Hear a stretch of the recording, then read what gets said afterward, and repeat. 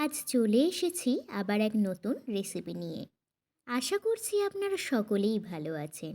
আর আমার রান্নাঘরে আপনাদের সকলকে স্বাগত।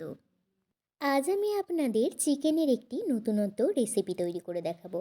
হয়তো অনেকেই চিকেনের এই রেসিপি জানেন, আবার যারা নতুন রান্না শিখছেন তারা দেখে নিন আর চটপট বানিয়ে ফেলুন চিকেন ভাপা। চিকেন ভাপা তৈরি করবার জন্য আমি প্রথমে একটি কড়াইতে 1 টেবিল চামচ সর্ষের তেল গরম করে নিয়েছি। আর তার মধ্যে একটি বড় সাইজের পেঁয়াজকে একদম মিহি করে কুচিয়ে দিয়ে দিয়েছি, আর দিয়ে দিয়েছি 1/2 টেবিল চামচ মতো আদা রসুনের পেস্ট। এবার পেঁয়াজ আর আদা রসুন একটু ভেজে নেব, আর তার মধ্যে দিয়ে দেব 1 চিমটে মতো লবণ। পেঁয়াজ আর আদা রসুন লাল করে ভেজে নিয়েছি। এবার গ্যাস অফ করে রেখে দেব। আর একটি মিক্সিং জারে 4টি কাঁচা লঙ্কা, 2 টেবিল চামচ কালো সর্ষে, 1 টেবিল চামচ সাদা সর্ষে আর 7 থেকে 8টা কাজু বাদাম দিয়ে দেব। আর একটু জল দিয়ে ভালো করে পেস্ট করে নেব। আর ভাপা চিকেনের জন্য আমি 300 গ্রাম চিকেন নিয়েছি, তবে চিকেনগুলো কিন্তু বোনলেস চিকেনই নিতে হবে। এবার একটি স্টিলের টিফিন বক্সে বোনলেস চিকেন, 2 টেবিল চামচ টক দই, একটু লেবুর রস, 1 চা চামচ হলুদ গুঁড়ো, 1 চা চামচ লাল লঙ্কার গুঁড়ো আর 1/2 চামচ কাশ্মীরি লাল লঙ্কার গুঁড়ো ও স্বাদ মতো লবণ দিয়ে দেব। এবার আগে থেকে যে পেঁয়াজ আর আদা রসুনের পেস্ট ভেজে রেখেছিলাম তা দিয়ে দেব।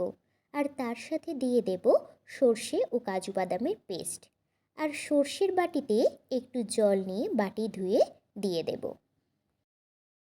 আর এর মধ্যে বেশ খানিকটা সর্ষের তেল দিয়ে ভালোভাবে মাখিয়ে নেব। সর্ষের তেল কিন্তু প্রায় 3 থেকে 4 টেবিল চামচ মতো দিতে হবে।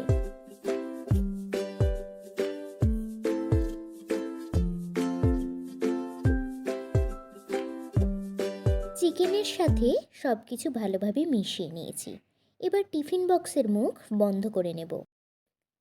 এবার কড়াইতে কিছুটা জল দিয়ে দেব। আর জল একটু গরম করে নিয়ে টিফিন বক্স তার ওপর চাপিয়ে দেব। আর ওপর থেকে অবশ্যই একটা ভারী কিছু জিনিস চাপিয়ে রাখবো, নয়তো জল যখন ফুটতে থাকবে তখন টিফিন বক্স কাত হয়ে যাবে। এবার প্রায় 15 মিনিট পর গ্যাসের ফ্লেম অফ করে টিফিন বক্স একটু ঠান্ডা করে নেব।